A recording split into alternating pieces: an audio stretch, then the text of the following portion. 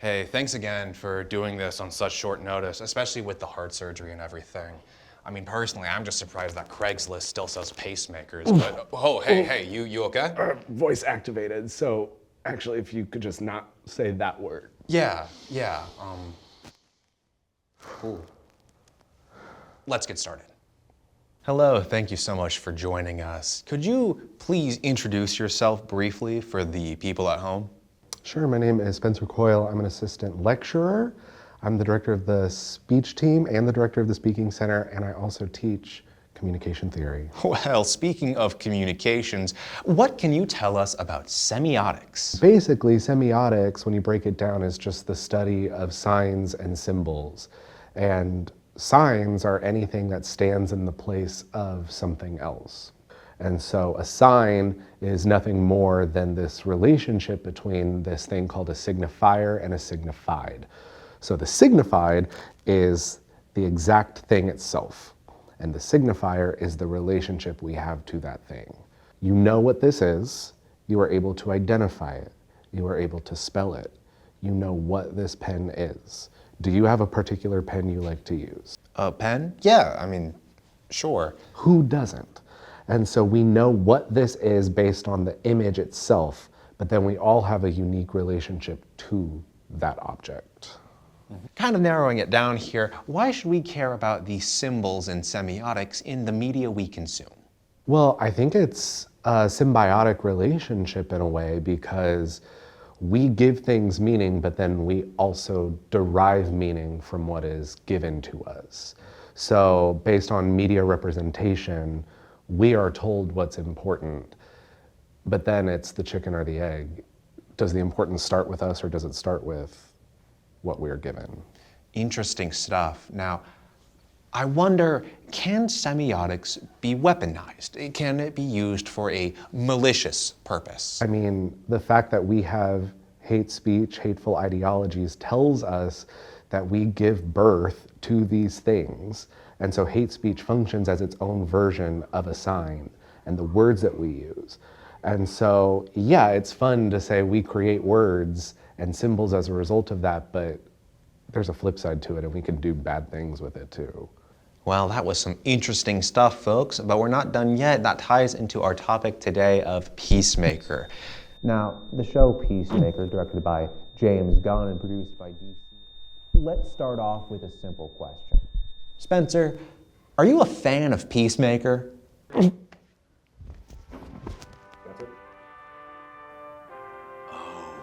Oh no. Spencer, wait. Wait. Spencer.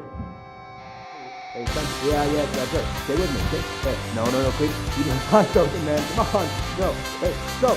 Go.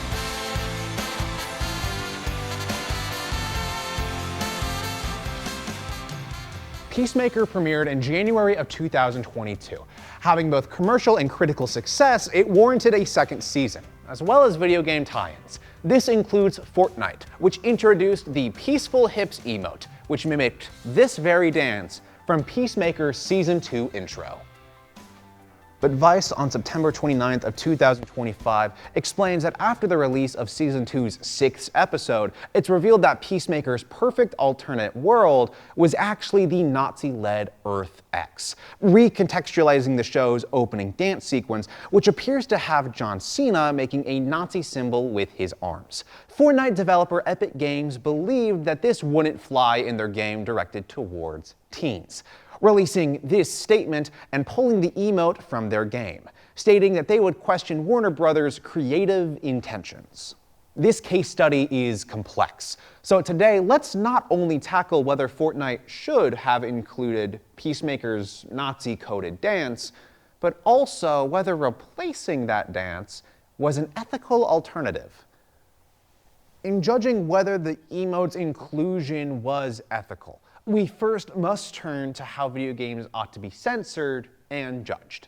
In their 2022 article, Whose Expression Isn't Anyway?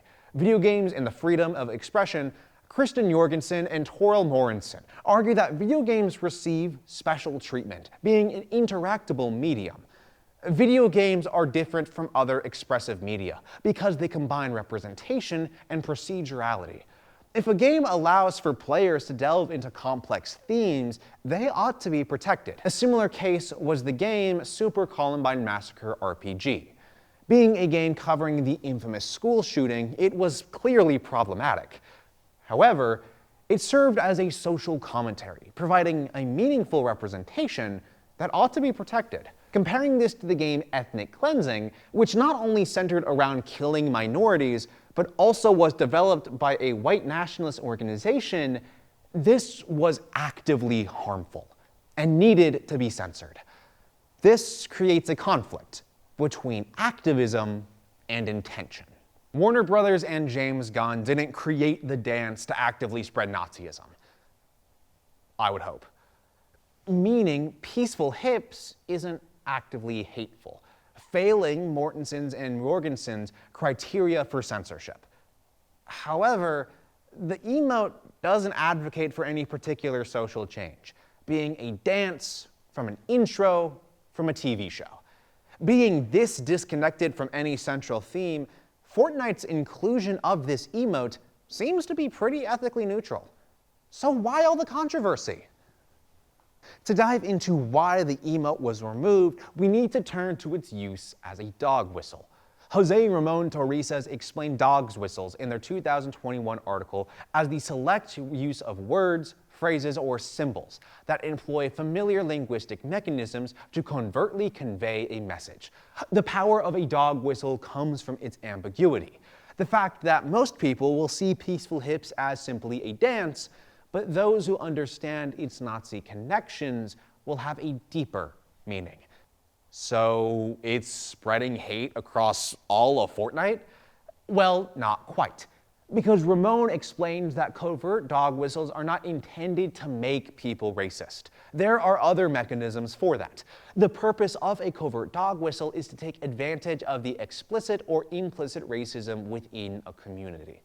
While this dance does not explicitly portray racism, its connections to Nazi symbols opened the door for bad actors to signal to one another.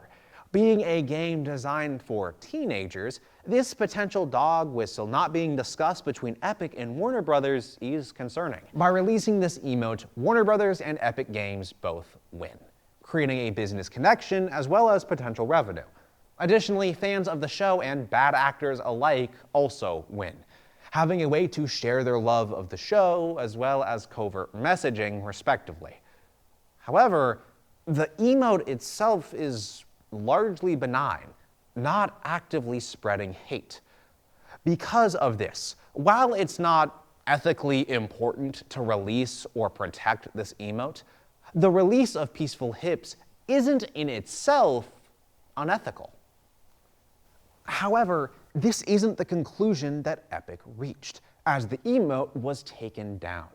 Players that weren't aware of the symbology could either receive a refund or receive an edited version of the dance in the following update. Eric Switzer argues that thanks to Epic's snap decision, that emote is the swastika dance now, even in its newly altered state, or perhaps because it's been changed, all anyone will ever think of when they see it is its association with a Nazi symbol. The dance is still a dog whistle and has adopted the moniker of a leaky image.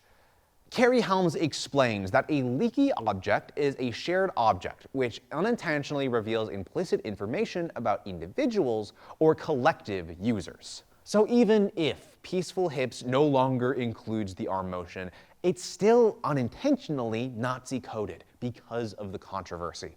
When we look back on who wins and who loses, not only do fans lose the authenticity of the original dance, but bad actors keep control of this potential dog whistle. In fact, if anything, the dog whistle is more powerful now, thanks to the controversy. Ultimately, although Peaceful Hips itself was defensible, as soon as Epic Games brought attention to its connections and symbology, it became the very thing it was afraid of. We need to turn to not only explicit themes of our works, but also the conversations surrounding them, because it's those which will be remembered. We need to look for symbols all around us, even if to others they may appear invisible.